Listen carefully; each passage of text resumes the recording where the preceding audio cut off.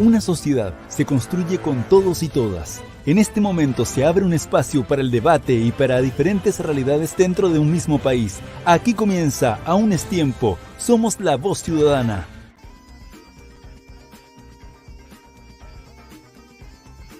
Hola, ¿qué tal? Bienvenidos a un nuevo capítulo del Aún es tiempo. Estamos hablando del capítulo 6 de la temporada 2024 de este programa de Aún es tiempo comunicaciones, la nueva forma comercial que adopta Aún es tiempo en esta fecha para seguir trabajando en la producción de contenidos contingentes para todos ustedes. Estamos hablando del programa número 6 correspondiente al lunes 8 de abril de 2024 para revisar la contingencia nacional y también algo de la internacional. El programa Aún es Tiempo se transmite a través del canal de YouTube de Aún es Tiempo, pero también a los que nos quieran escuchar lo pueden hacer a través de la radio Sensación en el 96.5 FM que se escucha por ahí por la localidad de San Antonio, Matanzas y alrededores.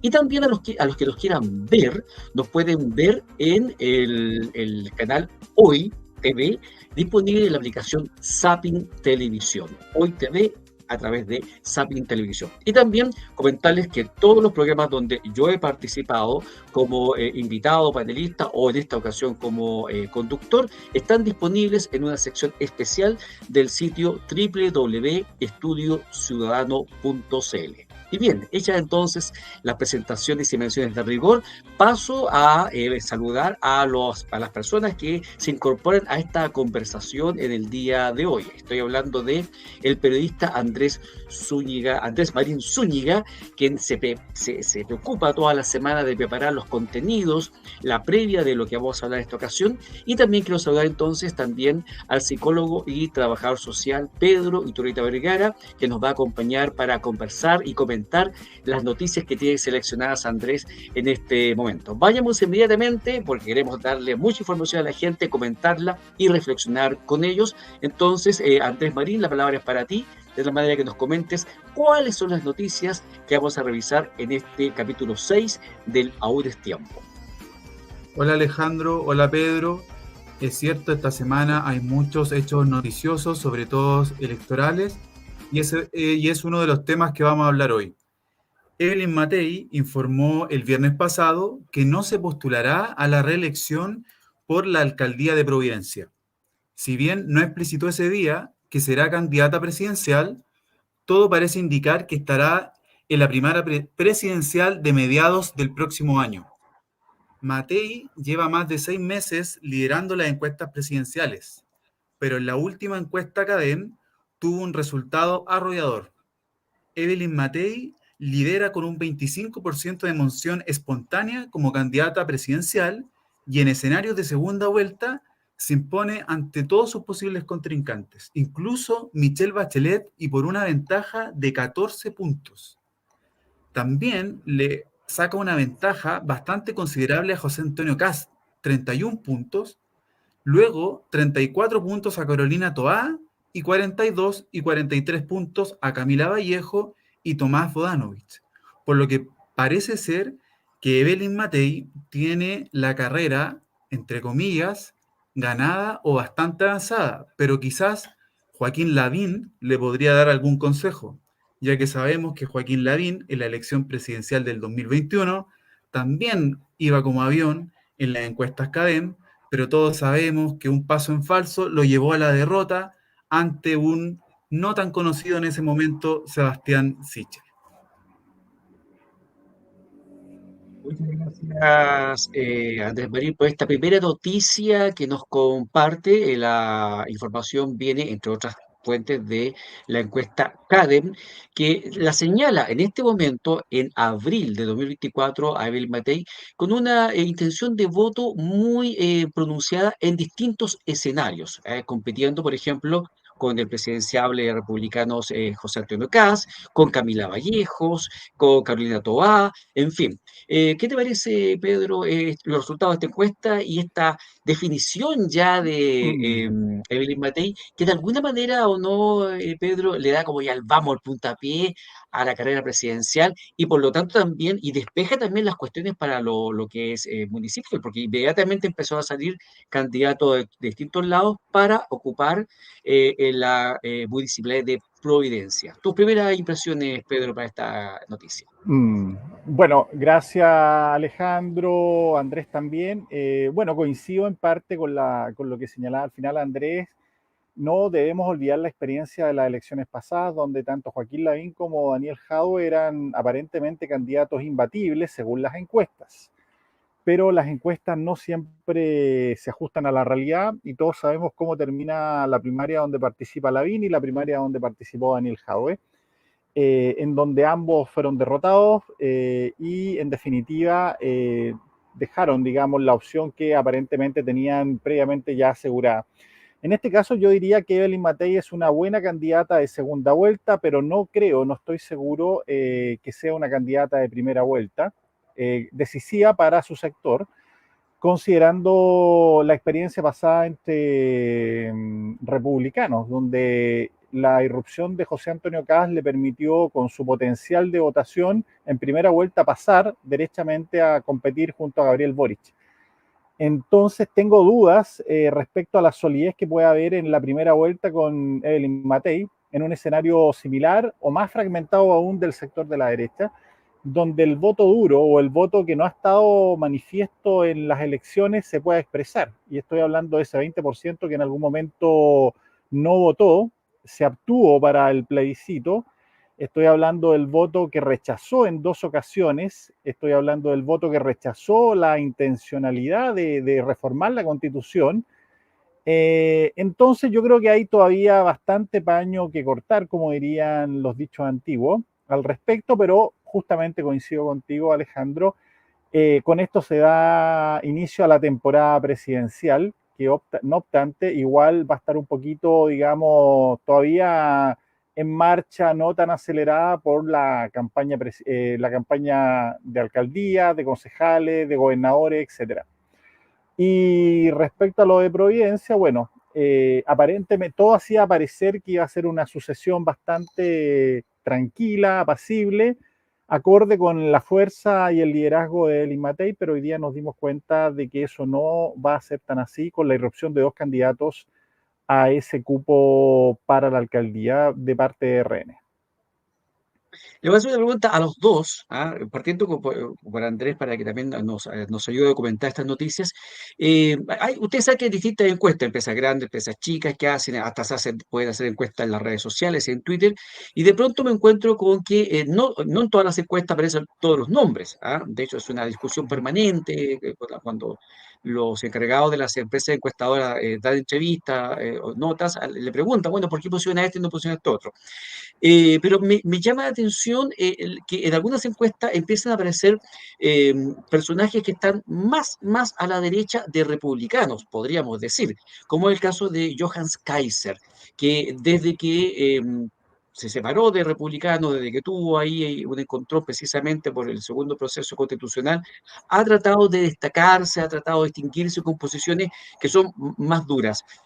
Andrés Marín, ¿cómo ves tú ese tipo de liderazgos como de Johannes Kaiser, de algunos representantes que son un poquito más de derecha que el propio Partido Republicano? ¿Tiene alguna posibilidad o pueden terminar causándole sencillamente un daño al sector, al republicano en particular y a Chile Vamos también en general, considerando que pareciera que este tipo de sectores, estoy hablando de no solamente de Kaiser, estoy hablando, por ejemplo, de La Carrera, estoy hablando de Teresa Marinovich y quizás cuantos más que lo siguen, de alguna manera también influyeron en que se perdiera el segundo proceso constitucional con una constitución que en lo personal, particularmente el texto que se estaba proponiendo, a mí me gustaba bastante, muchísimo más que el de la primera ocasión. Andrés.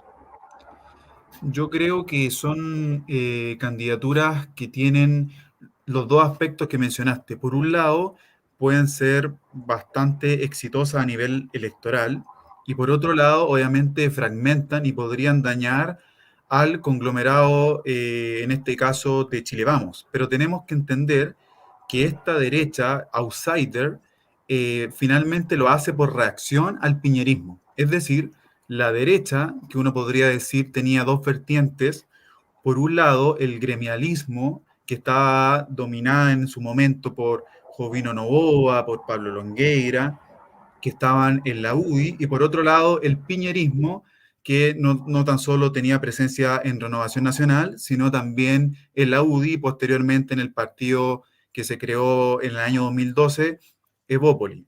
Esa tensión de la derecha tuvo un ganador, y ese ganador fue el piñerismo. Y este otro sector quedó un poco ausente. Y durante todo ese periodo, en YouTube, se empezaron a ver algunas voces más de derecha, entre que también en otros lugares salían otras voces de derecha, como por ejemplo en la Fundación para el Progreso Axel Kaiser, pero en YouTube estaba Johannes Kaiser. Esto estamos hablando en torno al año 2016. Y se empieza a hacer un movimiento de derecha en YouTube que estaba huérfano porque la derecha había sido arrebatada por el piñerismo, y reacción de aquello, cuando aparece José Antonio Kast, que yo creo que es una lectura de José Antonio Kast. José Antonio Kast lee que está este grupo huérfano y ve que hay un grupo importante que lo podría seguir, y comienza una carrera por fuera y decide salirse. Pero esa fuerza, Alejandro y Pedro, en lo que yo creo, es parte de un trabajo que hizo esta derecha outsider por Johannes Kaiser y por otros grupos libertarios, y que finalmente capitaliza José Antonio Kast. Pero yo creo que esa era una fuerza que era de estos otros grupos. Y luego con Teresa Marinovich se da cuenta, con Fundación Nuevamente, que tiene un liderazgo bastante importante, se empieza a crear todo un entorno. Entonces tú tienes a los hermanos Kaiser, no solamente a Johannes y Axel, también tienes a Vanessa, que tienen un importante espacio en YouTube, que por supuesto que daña a la derecha, porque yo creo que la derecha, los seguidores de la derecha, siempre estuvieron más con ellos, solamente que vieron a José Antonio Kast en la derecha tradicional, el que representaba más bien los intereses que ellos estaban buscando en una derecha más pura, por así decirlo.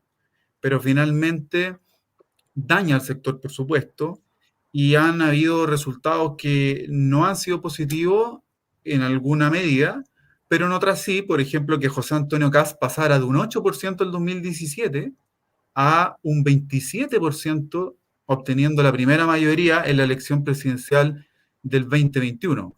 Y recordemos, como último punto para darle el paso a Pedro, que José Antonio Kast en la segunda vuelta de la elección presidencial del 2021 modera su discurso, lo que no le gustó a este otro sector más duro de la derecha, e incluso consideran que esa moderación pudo haber influido en que Kast no agarrara más ese descontento de la gente, por ejemplo, en temas como la inmigración o la delincuencia.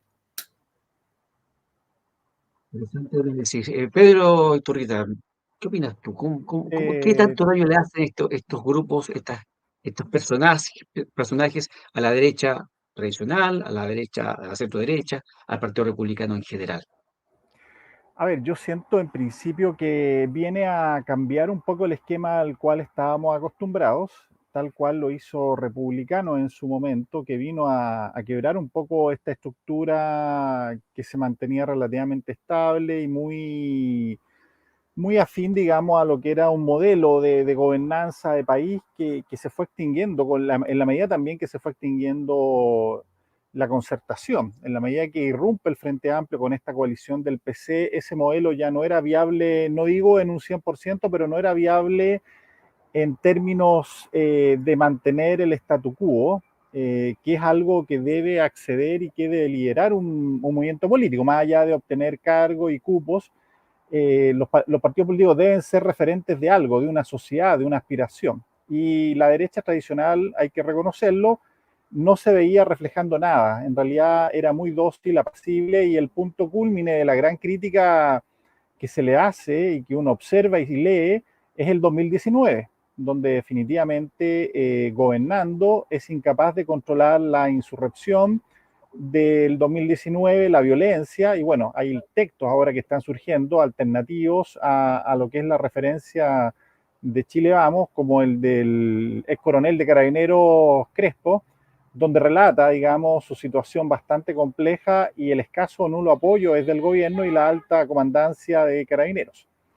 Bueno, todo eso se va sumando, se van creando estos grupos pequeños y se va generando una voz disonante, crítica, que tiene una expresión política del 22% que no estuvo a favor de cambiar la constitución. Esa lectura no solamente se debe leer desde el punto de vista como era leído, de gente retrógrada, gente que no quería cambiar nada.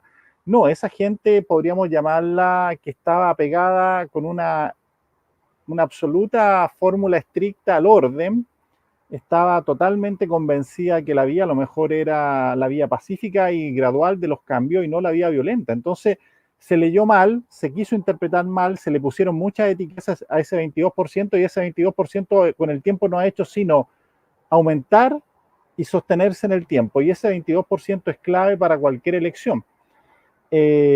Ahora, con el sistema político que tenemos actualmente, quizás la presidencial para candidatos alternativos outsider va a ser compleja ganarla, pero en la medida que se puedan organizar y constituir partidos políticos, sí pueden causar un daño en términos de la merma de representatividad, por ejemplo, en el Congreso. No hay que olvidar que hay diputados hoy día con menos del 1% del Frente Amplio. Por ejemplo, el diputado Giordano sacó menos de un 1%. Entonces, es totalmente plausible que un partido outsider que tenga un voto duro un 10% en una competencia lleve los candidatos que correspondan al distrito y uno de ellos a lo menos que electo, como fue lo que vimos, por ejemplo, en los concejales. Entonces, el golpe podría ser en la fractura, en la relativización del poder, pero vamos a ver a costa de quién va a ocurrir. Si Republicanos se modera, estoy seguro que Republicanos va a traer votación UDI, Renovación Nacional y de otros sectores más moderados en merma de esas coaliciones, como ocurrió en la última elección de la convención, donde Republicano, digamos, acaparó la representatividad total y tenía poder de veto. Y obviamente, si hay grupos más duros, más fuertes, van a de alguna manera capturar voto disidente, voto que no participa y una porción probablemente del electorado que hasta ahora ha apoyado a republicanos, como también se ha visto y lo plantea Andrés. Gracias, Pedro. Hiciste una mención interesante al libro del ex carabinero Claudio Crespo. Lo voy a poner acá en pantalla porque ha sido bestseller, uno de los libros más vendidos del último tiempo. Se llama G3, Honor y Traición, de Claudio Crespo. En este momento, por ejemplo, en el portal de Busca Libre está sin stock a ese nivel. Se ha vendido mucho, trataron de hacer una funa y la funa fue al revés porque eso provocó que el libro fuera más conocido. Yo no lo he leído, no creo que lo lea tampoco porque sé de qué trata básicamente lo que vivió Claudio Crespo como carabinero los días del estallido delincuencial, pero es interesantísimo para conocer ahí en primera línea y de una persona que no solamente participó, sino que además fue imputado por presuntas apremios legítimos.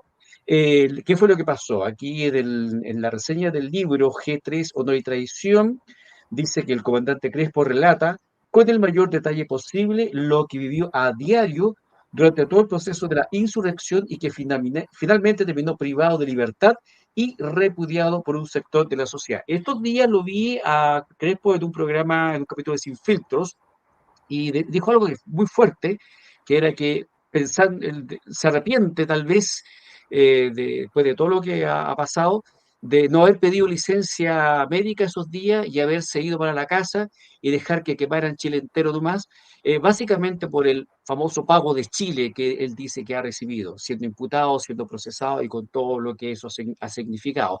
Decir también, ojo a propósito de lo mismo, que la Corte ratificó la absolución de un carabinero que disparó en hogar de menores de Talcahuano. Eso es una noticia interesantísima. El hecho ocurrió en noviembre de 2020, dejó 3 adolescentes heridos y precipitó la caída del general Mario Rosas, quien fue reemplazado por el actual director general Ricardo Yáñez, que todos sabemos que también va a ser formalizado ahora en el mes de mayo. La sentencia recuerda que el sargento John Morgrave, o Morgrave, usó su arma de servicio tras ser agredido con palos, piedras, recibir puñetazos y ser golpeado en zonas vitales como la cabeza. Recordemos entonces que la izquierda extrema salió a condenar a este carabinero como salieron a condenar a muchos carabineros que cumplían con su deber, y hoy día la Corte ha ratificado la absolución, la Corte de Apelación de Concepción confirmó el fallo que absolvió al carabinero John Morgrave, imputado por el delito de apremios ilegítimos en contra de 3 menores de edad en el hogar Carlos Macera, dependiente del Servicio Nacional de Menores Sename de la comuna de Talcahuano en el año 2020. Parece que el tiempo va poniendo las cosas en su lugar. No sé antes si tiene algo más que decir, porque si no, pasamos entonces al siguiente tema que nos tiene preparados. Pasemos al segundo tema, Alejandro. Otro tema electoral muy entretenido, ya que Marcela Cubillos confirmó que será candidata a la alcaldía de Las Condes, pero como independiente, fuera de su partido, de su ex partido, la UDI y de Chile Vamos.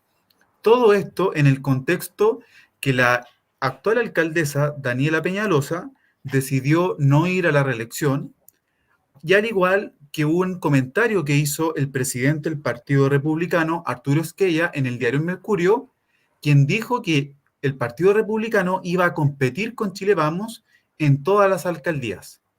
Ante ese contexto, Marcelo Cubillos tomó una decisión y su decisión fue tajante, ir por la alcaldía de Las Condes, pero con el objetivo no de dividir, sino de unir en este caso, a la oposición.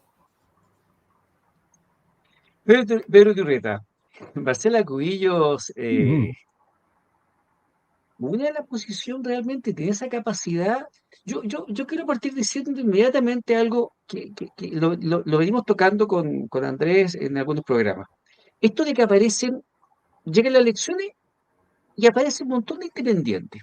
El otro día analizábamos la encuesta Panel Ciudadano UDD y salía, por ejemplo, Carla Rubilar como independiente. Cuando todo el mundo sabe el domicilio político de Carla Rubilar, sabemos que también trabajó con el expresidente Sebastián Piñera. Y Marcela Cubillos también, pues, es la cónyuge de Andrés Salamán, conocidísimo político de larga trayectoria. Creo que hasta el día de hoy Andrés Salamán está vinculado a Renovación Nacional. Y ella claramente es una persona de centro derecha. ¿Te sientes cómodo, Pedro, con estas candidaturas de independientes, pero que son muchas veces conocidos realmente cuál es su domicilio? Y también hago el otro alcance al otro extremo, de que para la primera convención constitucional nos vendieron que había muchos independientes, la gran mayoría eran tapados de izquierda, y sabemos también lo que pasó fundamentalmente por el lado de la irresponsabilidad de estos personajes. Pedro Iturriaga.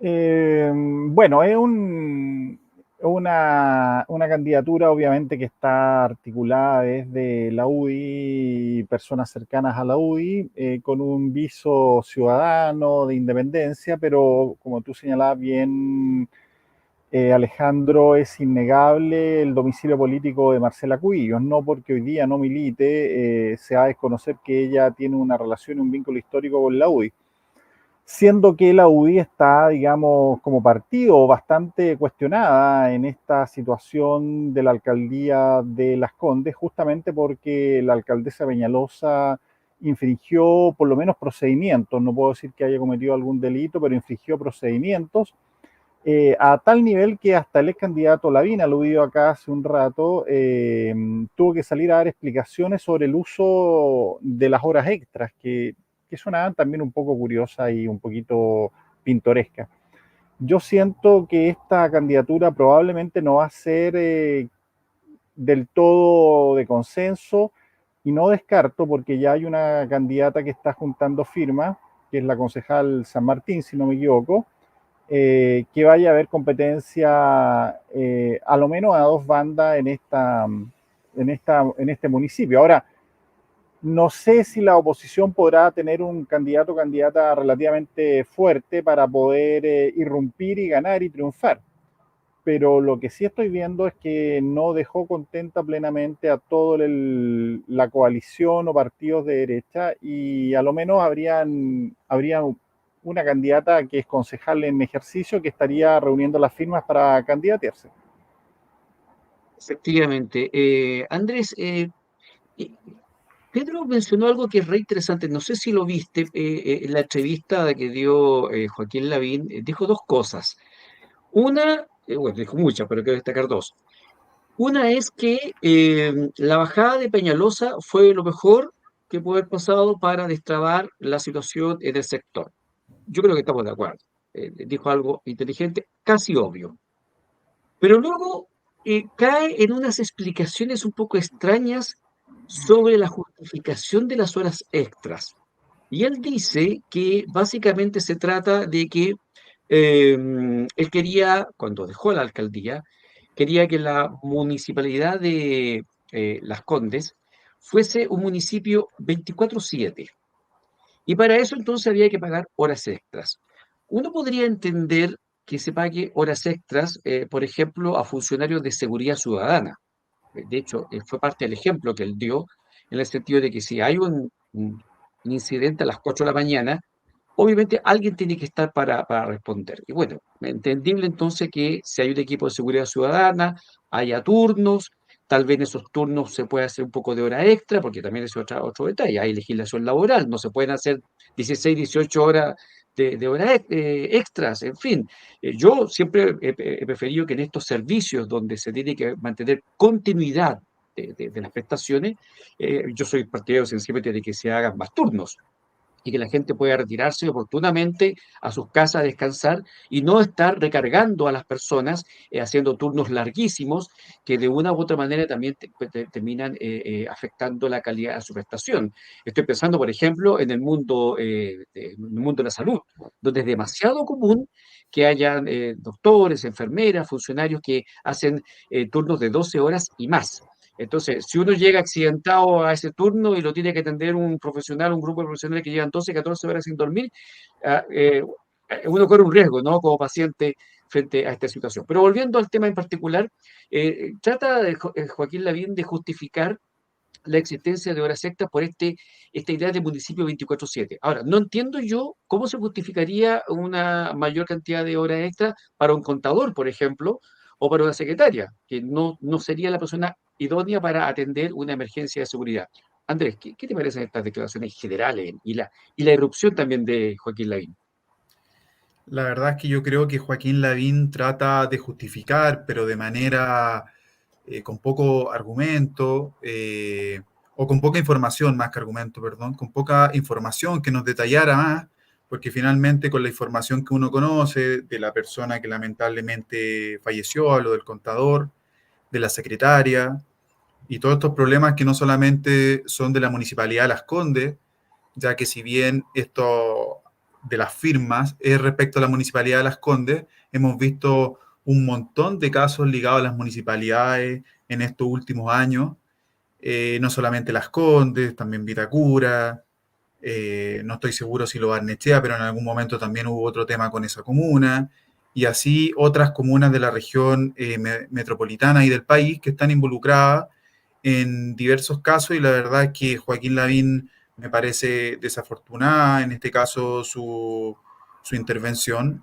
Y por otra parte también, yo sé que Daniela Peñalosa había sido funcionaria anteriormente con Joaquín Lavín, había trabajado en la Municipalidad de Las Condes mucho tiempo, pero también nunca fue una candidata muy importante durante su periodo como alcaldesa de Las Condes. Yo la verdad pasó desapercibida, por ende lo más probable es que no se recuerde mucho a Daniela Peñalosa, así que, o se recuerde por esto último, así que me parece acertada la decisión de que ella no continúe como en la reelección de esa comuna y que Marcela Cubillos vaya a la alcaldía de Las Condes.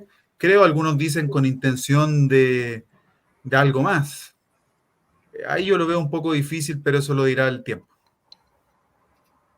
Gracias, Andrés. Recordemos también que Joaquín Lavín es el suegro de Katy Barriga, y en esta misma entrevista que dio para Canal 13, si no me equivoco, también hizo unos alcances extraños sobre lo que no todo era corrupción, que no todo era corrupción, que habían ciertos gastos, que podían ser errores, en fin. ¿Viste esa parte, Pedro Turrita? A mí me pareció también como una forma de irle bajando el perfil al propio caso de su nuera, ¿o no? Soy Y muy mal el, pensado yo, Pedro.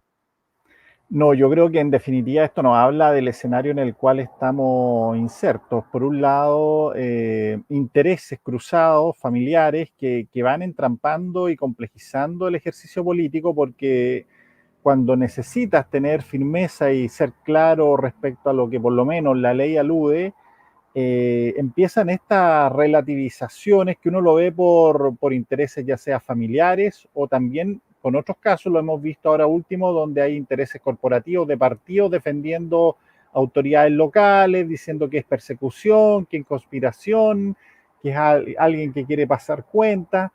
En definitiva, lo que estamos viendo ahí es un ejercicio de poder e influencias para aminorar lo que hay detrás de todo esto, que son malas prácticas, las voy a llamar simplemente así, no quiero hablar de delitos, pero malas prácticas con recursos públicos que corresponden ser utilizados con el máximo de eficiencia y el máximo de responsabilidad. Y en eso concuerdo contigo. Concuerdo también con Andrés, que del total de municipios en Chile, por lo menos hasta el año pasado, el 40-50% estaba siendo investigado, la Contraloría había adecuado informe. Concuerdo que en la región metropolitana no es el caso único de Las Condes, sino también hay en Santiago, también está el caso actual de Recoleta, tenemos también situaciones en Maipú que están por verse, la Florida ha tenido también incluso cuestionamientos importantes, situaciones como Tiltil, donde hay situaciones impagas a trabajadores, a funcionarios. En definitiva, las corporaciones también son una figura que hasta hace poco no estaban obligadas a transparentar su información a la Contraloría General de la República y que se prestaban muchas veces para malos ejercicios y formas inadecuadas de procedimientos de compra, de provisiones, de servicios, etcétera. Entonces, concuerdo contigo, en definitiva, uno ve más explicaciones, aminoramiento, disminuir un poco la responsabilidad, relativizar, que enfrentar directamente la corrupción o las malas prácticas de una manera frontal, que es lo que hoy día necesita Chile, para que la gente vuelva a creer en la política y vuelva a creer en los actores políticos. Gracias, Pedro. Hemos hablado bastante de que el municipio de Las Condes. No quiero que nos acusen de centralismo, pero obviamente que este tipo de casos son muy importantes porque de alguna manera vamos determinando el baremo, digamos, la vara con la cual vamos a medir distintos casos. Pero acá hemos denunciado y hemos informado de distintos casos que están ocurriendo en todo el país. Y bueno, tengo lamentablemente que dar una nueva mala noticia. Salió publicado ahora durante este fin de semana que el alcalde en ejercicio de Rancagua, la comuna donde yo vivo, suma una nueva acción judicial en su contra. En este caso es una querella del Servicio de Impuestos Internos contra el alcalde Juan Ramón Godoy y al menos dos empresarios más. Tengo aquí la información al lado. El libelo está dirigido en contra del alcalde de Rancagua, Juan Ramón Godoy, el empresario Javier Cornejo Díez, en su calidad de representante legal y socio de Cornejo y Cepeda, Ingeniería en Mantenimiento Limitada, y Diego Barba Oliva, representante de BOD Seguridad SPA. La querella agrega que la acción adoptada a partir del conocimiento de la carpeta investigativa de la Fiscalía de Alta Complejidad de O'Higgins se dirige además en contra de todas las personas que resulten responsables por su participación en los delitos indicados. ¿Cuáles son estos delitos? Serían de carácter tributario, de carácter reiterado, presentado en este caso es una acción absolutamente independiente de las que ya anunció que va a presentar tanto la Fiscalía del Ministerio Público de la Sexta Región como el Consejo de Defensa del Estado. Por lo menos en este programa, la postura de denunciar a todo tipo de alcaldes de todos los sectores es, como dicen por ahí, ley pareja no es dura. Aquí tenemos realmente un conflicto gravísimo, a mi parecer, que estamos llevando hace rato.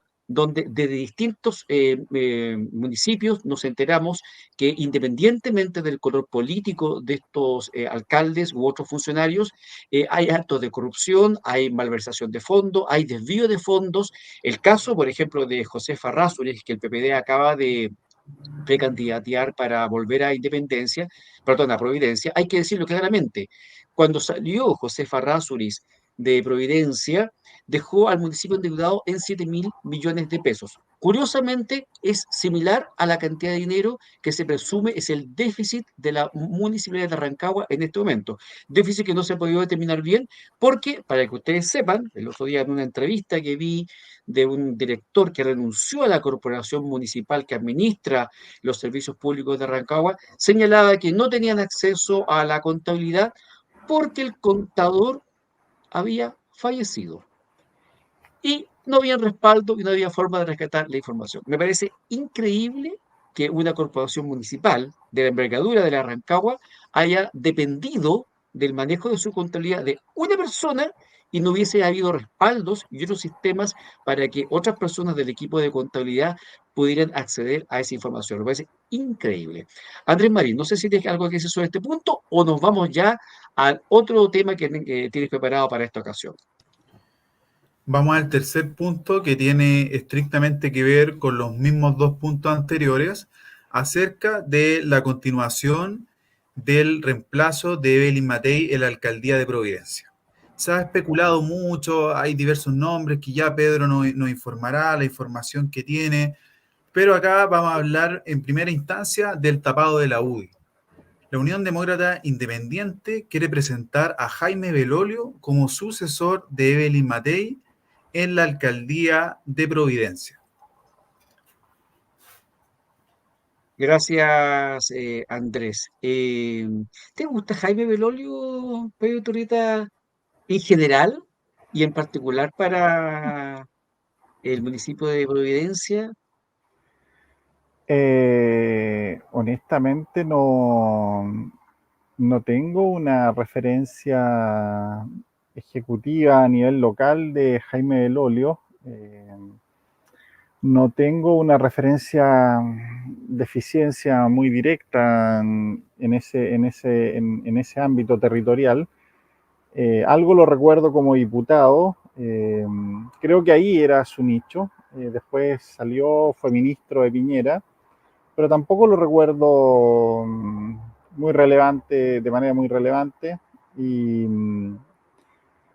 Y obviamente yo creo que es un candidato que tiene mérito, pero no sé si logrará el impacto que la comuna espera, y menos ahora considerando que Renovación Nacional, según la información que transcribió hoy día la segunda, pretende competir por ese cupo que históricamente haya estado en manos de la Unión Demócrata Independiente. Así que quizás mi percepción pueda ser algo similar a otros vecinos de la comuna. Bueno, yo voy a poner un poquito de pelo en la sopa, porque una de las contracampañas que hay contra Jaime Belolio es por este tipo de declaraciones que, por ejemplo, encontramos en el diario La Quinta. Esto está publicado el 7 de julio del 2020. Es muy fácil encontrar información sobre esta materia en las redes sociales. Dice acá, diputado Belolio por educación sexual. Ha habido una campaña tan agresiva contra el proyecto que algunos diputados se sienten amenazados. ¿Y cuál es el contexto? Este es el contexto, es de el proyecto de educación en sexualidad desde la infancia que recientemente acaba de salir del Tribunal Constitucional, porque un grupo de parlamentarios de centro derecha recurrieron en contra de la ley porque establecía una situación de que no, la educación debía ser no sexista. ¿Ah? Y algunos sectores de la derecha estimaban que esta postura podía implicar entonces eventualmente una neutralidad nociva a la hora de dar educación sexual.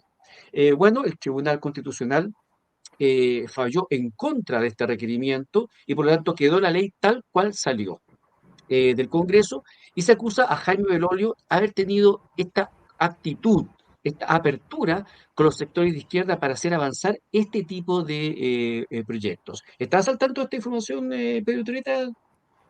No tenía 100% el dato de esta información. Por eso, mm, el diputado, no, por eso digo, no lo recuerdo en temas muy, muy concretos, territoriales. Lo vinculo a hechos como esto. En el pasado también ha tenido vínculos similares. Creo por lo mismo que no es un candidato pleno de unidad, considerando lo primero que hablábamos al comienzo. Se está omitiendo y se quiere leer esta elección como si fuera 2017, 2018, y se quiere hacer tabla rasa de lo que sucedió el 2019 en adelante y del cambio electoral y del electorado que se ha ido generando. Entonces, mi apreciación es que Belolio obviamente puede ser del gusto de Elin Matei, pero mi impresión es que no es un candidato que llene plenamente a los diferentes referentes y votantes de la comuna de Providencia. Eso es mi apreciación. Yo creo que personajes como Belolio van a tener serios problemas para realmente capturar el voto de la centro-derecha y de la derecha más dura por este tipo de actitudes, porque además representa este sector del piñerismo que muchos, y yo me incluyo, acusamos que es un sector un tanto que tranza, o sea, a ver, el Joaquín Lavín, aliancista bacheletista, el poner la bandera LGTB en el frente de Las Condes. A ver, una cosa es Chaguana, ahora hace poco, a propósito de que la senadora Campellay acaba de asumir una comisión en el Senado, se está viralizando una imagen de Chaguana ahí abrazándole, dándole besitos. Entonces, muchos nos preguntamos ¿hasta dónde llegan las formas? Porque si yo tengo una diferencia notable de opinión con otro, claro, somos personas civilizadas, nos saludaremos cortésmente, tenemos que legislar, estamos bajo el mismo hemiciclo y hay que guardar las formas. Pero de ahí a aparecer abrazados, como, y aquí vamos, inclusive otro elemento, como pasó con Evelyn Matei, diciendo que el actual ministro de Educación, Nicolás Cataldo, es una muy buena persona, riéndose, abrazándose con él, cuando es una persona, aparte de inepta, es un representante de un partido que sabemos perfectamente que es antidemocrático, el Partido Comunista. Entonces, yo personalmente tengo algunos problemas cuando me presentan a este tipo de candidatos que son tan entreguistas, que están dispuestos a transar en principio y en valores con sectores de izquierda que no son nada de moderados y que cuando pueden hacer un daño al país lo han hecho. Andrés Marín Zúñiga, tus opiniones sobre este tema y también aclarar por qué Belolio sería el tapado de la UDI. Bueno, a mi parecer, Jaime Belolio me llama la atención que se presente como candidato a alcalde porque tal como dice Pedro, nunca destacó mucho por su trabajo en terreno, sino más bien por discusiones técnicas, sobre todo en el área económica, aunque en el gobierno de Sebastián Piñera trabajó en el Ministerio de Secretaría General de Gobierno. Sin embargo, Jaime Belolio siempre ha destacado por ser un liberal dentro de la UDI. O sea, si nosotros vemos noticias acerca de Jaime Belolio, es acerca de sus posturas valóricas. Y es en esas posturas en las que se habría acercado a Evelyn Matei, quien ha tenido una transición, podríamos decirlo, del conservadurismo en el 2005. No sé si ustedes se recuerdan que Evelyn Matei estaba en contra del divorcio. No sé si se recuerdan hasta que se divorció. Posteriormente, Evelyn Matei fue adoptando posturas mucho más liberales en otras áreas, como Bueno, por de ejemplo... hecho, para el Sí, segundo proceso constitucional, disculpa que te interrumpa, Andrés, ella, a mí me pareció, se pegó unos patinazos. Cuando no salió a apoyar el texto, se tragó y repitió la tontera de que el texto podía significar retrocesos en los derechos de las mujeres, que es el mismo discurso vacío de la izquierda y que incluso recordemos el famoso video de Michelle Bachelet, donde ella salió diciendo derechamente mentiras, cosas que no están en el texto constitucional, al punto que tuvieron que bajar el video, pero sin embargo, Alejandro, Evelyn Betay hizo algo parecido, sale a dar opiniones de una cuestión que era importante, y claro, le quitó fuerza al proyecto constitucional en esa ocasión, y bueno, después salió a apoyarlo, pero ya de alguna manera el daño estaba hecho. Continúa nomás, Andrés, por favor. recordemos también que la derecha tiene un matrimonio, no sé si decirlo fallido o no, entre liberales y conservadores. Y yo creo que ese matrimonio entre liberales y conservadores, que está vigente desde 1966, cuando el Partido Liberal y el Partido Conservador se unen para crear el Partido Nacional, ha tenido varias rupturas, pero en algún momento de la historia estaba más equilibrado, por así decirlo, estas dos almas. Pero hoy vemos que tras la irrupción del piñerismo y de las posturas más tecnocráticas dentro de la derecha, el grupo que ha ganado ha sido el grupo más liberal, que cada vez, que en un momento ingresó con la cara tecnocrática, pero que hoy en día cada vez está más cómodo con este liberalismo, por así decirlo, norteamericano. O sea, podríamos decir que esta derecha liberal es muy parecido a lo que podría ser el Partido Demócrata. O sea, Evelyn Matei lo más probable es que estaría más cómoda con Joe Biden, por supuesto, que con Donald Trump o anteriormente con Ronald Reagan. Por ende, esta tensión de la derecha todavía sigue pendiente y no la han revisado, a pesar de los problemas que han tenido en la gobernabilidad. Porque la derecha siempre ha creído que la gobernabilidad se refiere a números, a poner más policías, pero no tienen nada que ver con algún aspecto cultural de representación a un grupo de la sociedad, en que finalmente en esta pugna entre liberales y conservadores quedan o un grupo huérfano o ninguno de los dos grupos bien representados, o en este caso una subrepresentación del grupo liberal que hace que este sector de gente más conservadora se vaya por los outsiders, generando un problema muy grave, porque hay ciertos outsiders que han ido apareciendo últimamente, que la verdad, yo lo digo abiertamente, no confío mucho, no solamente por lo que dicen, que a mí, en mi opinión, son cabezas calientes, y también creo que no tienen las aptitudes, como por ejemplo Pedro Pull u otro tipo de persona de ese sector ligado al Team Patriota, con el liderazgo de Francisco Muñoz, por ejemplo. Gracias, Andrés Marín. Estoy conversando hoy día en el capítulo 6 del Aún es Tiempo con Pedro Iturrieta Vergara, psicólogo y trabajador social, y con Andrés Marín Zúñiga, nuestro periodista que se encarga de la preparación de los contenidos que vamos a tratar en cada programa. El programa 6 de esta temporada 2024, correspondiente al 8 de abril de 2024. En un programa que se transmite a través del canal de YouTube de la UNES Tiempo, pero que también usted puede escuchar todos los lunes al mediodía en una retransmisión de la radio Sensación 96.5 FM. A las 12 en punto, todos los lunes, ahí estamos entonces con la radio Sensación. Y si nos quiere ver también, no somos tan bonitos, pero si nos quiere ver, igual lo puede hacer en el canal Hoy TV a través de la aplicación Sapin TV. Y todos los capítulos donde yo he participado, sea como panelista, invitado o en este caso como conductor, también los puede encontrar en el sitio www.estudiociudadano.cl. Así que no hay excusa para que se pierda el capítulo actual y capítulos anteriores del Audes Tiempo.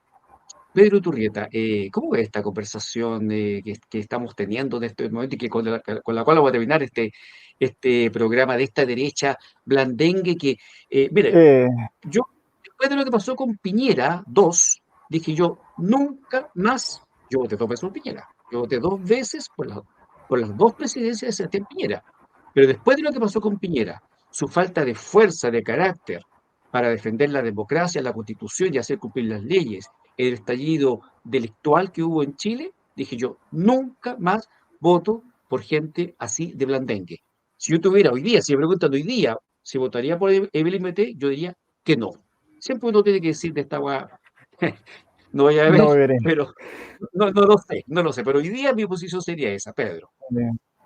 Bueno, es comprensible, ¿ah? Yo creo que esto, por eso vuelvo a insistir, esto es parte de un proceso mucho más amplio que la opinión política. Esto es parte de la experiencia y la vivencia de ciudadanos que se vieron de alguna manera huérfanos ante la violencia más irracional, y sin ninguna certeza, además contemplando cómo las autoridades de turno cedían, no intervenían, y además cómo la oposición del momento exacerbaba el conflicto. Entonces, lo que hay hoy día es una recomposición, es una reconfiguración profunda, por eso para mí hay un antes y un después. Yo hice ese análisis recién.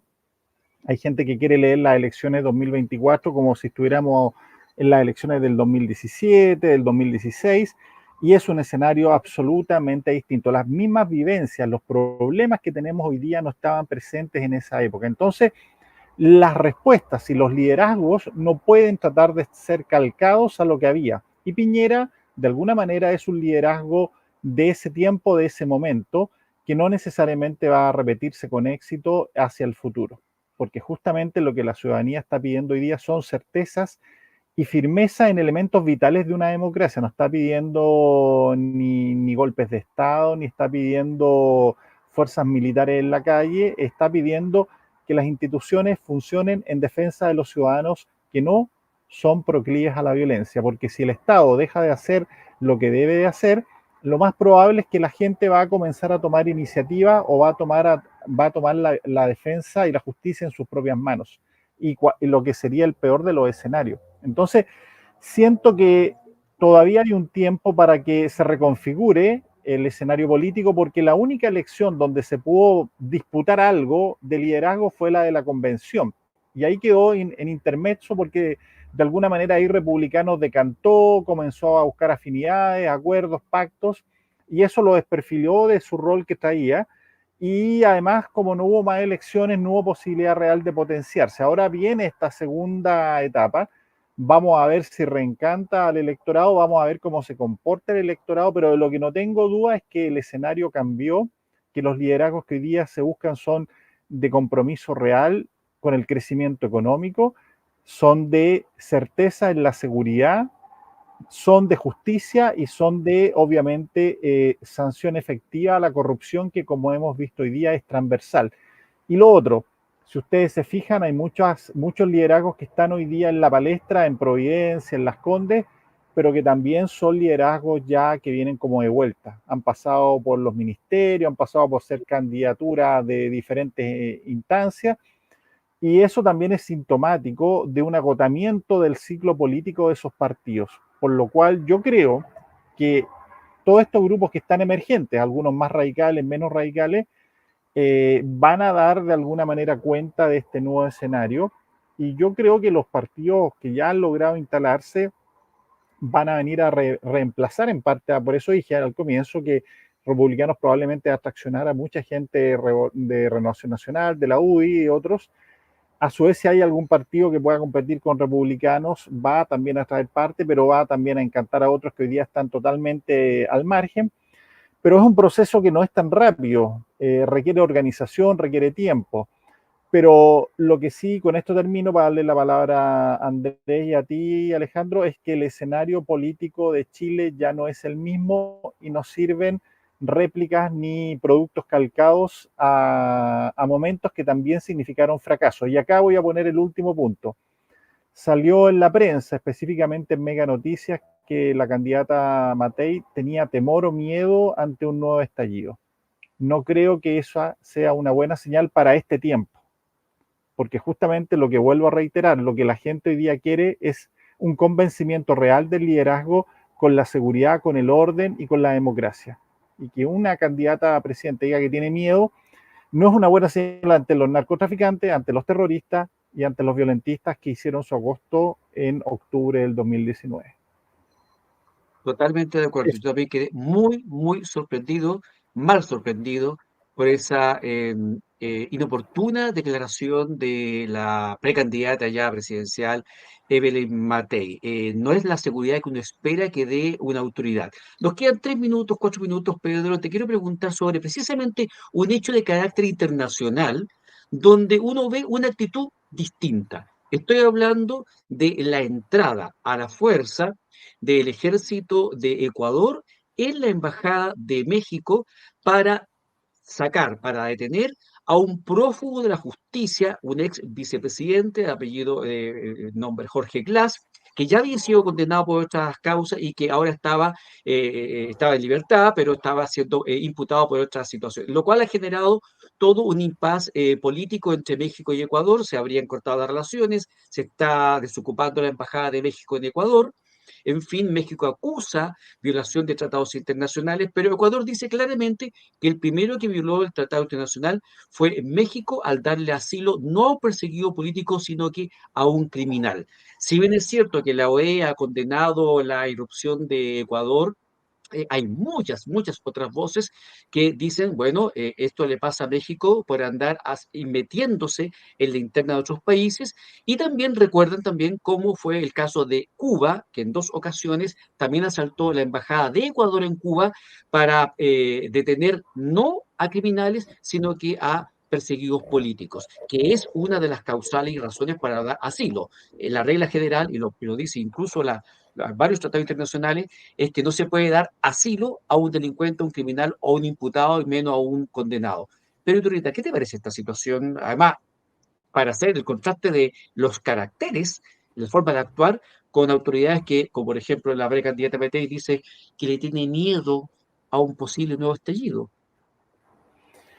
Yo, bueno, siento que a muchas personas les puede parecer extremo, pero dadas las circunstancias que vive el Ecuador y el momento, vuelvo a insistir, el momento político en el cual está el Ecuador, es una medida extrema justamente en el sentido de las condiciones y de la forma, del relajo que ha habido de las formas de salvaguardar y el uso adecuado de lo que es el derecho a asilo. Que en este caso obviamente no es para un refugiado político, no, ni más ni menos, es una persona que incurrió en delito y todo lo demás. Ahora, tan grave como esto, si lo queremos poner en el contexto de la gravedad, tan grave como esto es, y más todavía para mí sigue siéndolo, la irrupción de fuerzas extranjeras que aparentemente habrían estado detrás de la muerte del teniente Ojea en Chile, por ejemplo, y que Radio Caracol de Colombia durante la semana pasada, en un programa extenso, acabó por manifestar con pruebas evidentes que habría sido una intervención y una operación desde el gobierno venezolano. Entonces, cuando uno ve que ese hecho y ese acto ocurrido en nuestro país, y ahora ve esta otra réplica, uno también queda con la sensación de que hay momentos en donde parece que nuestra Cancillería y Presidencia guardan silencio, y en otra hablan de manera muy activa, dependiendo de quién esté involucrado. Efectivamente. La Cancillería chilena salió rápidamente a condenar la entrada del ejército ecuatoriano en la embajada mexicana, pero todos sabemos y todos recordamos la cantidad de días que transcurrieron mientras el presidente Boric estaba de vacaciones para pronunciarse sobre el secuestro, asesinato e inhumación ilegal del ex militar venezolano refugiado en Chile, que está bajo la protección del gobierno de Chile, y no se acusó ni se hizo ninguna rasgadura de paño frente a una violación de la soberanía nacional ante este horrendo crimen que todavía no se despeja, porque ya lo hemos informado anteriormente. En este momento solamente hay una persona detenida, que sería una persona que ocupa un segundo o tercer lugar de importancia en este crimen.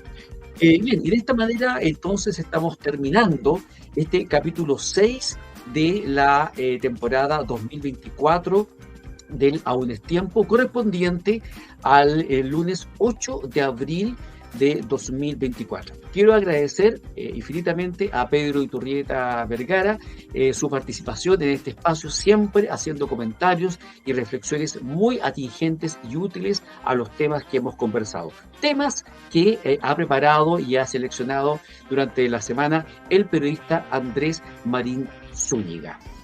Como siempre, espero que el programa les haya resultado de interés, que haya servido para informarse por una parte de algunas cuestiones y también para reflexionar sobre hacia dónde va nuestro país, hacia dónde van nuestras autoridades, qué es lo que nos ofrecen los candidatos, si son buenos o son más o menos. Hay que empezar entonces a ponerle puntos, X o cruces o tickets positivos, de tal manera de que vaya preparando el voto, especialmente para este año que tenemos municipales, alcaldes, concejales y gobernadores regionales y consejeros regionales. Y por último, les aviso que este jueves vuelve José Lizana con un segundo capítulo del programa los días jueves a las 19 horas. Así que lo dejo desde ya invitados para este jueves con José Ramón Lizana Godoy para un segundo capítulo semanal del Aún es Tiempo. Y con Andrés y conmigo, Dios mediante, la próxima semana a las 20 horas nuevamente.